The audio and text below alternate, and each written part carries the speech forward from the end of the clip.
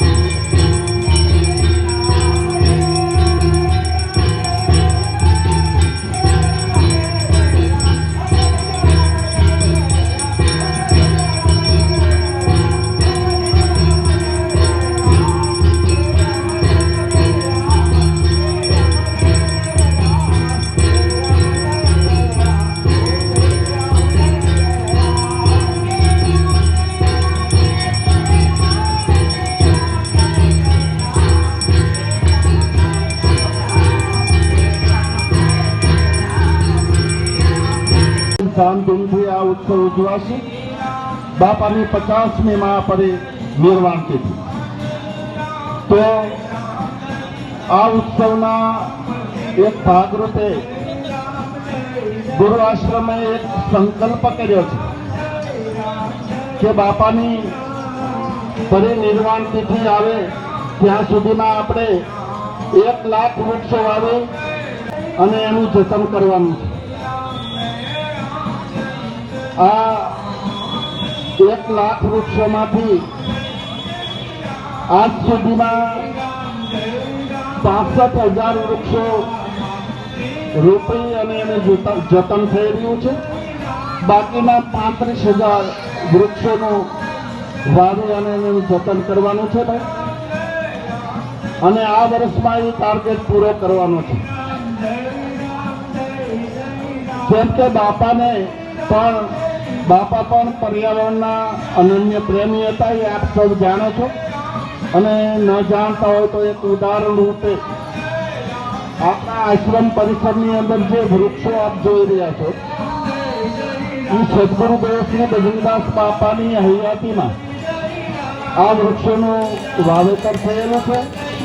અને નાની નાની દીકરીઓના દ્વારા કૂવામાંથી પાણી ખેંચી સીંચી અને આ વૃક્ષોને પાળે અને આ ઉછેર કરેલો છે।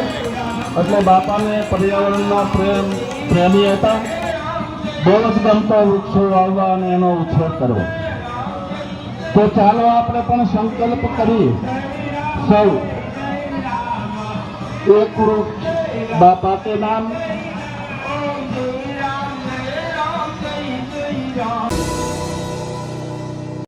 સમાજ માટે સત્ય માટે સત્યપૂર્ણ સમાચાર પ્રસારણ આપના મોબાઈલ પર તરત જ લાઈક કરો, શેર કરો અને સબસ્ક્રાઈબ પણ કરો. અને હા, ઘંટડી વગાડવાનું ન ભૂલશો. આભાર.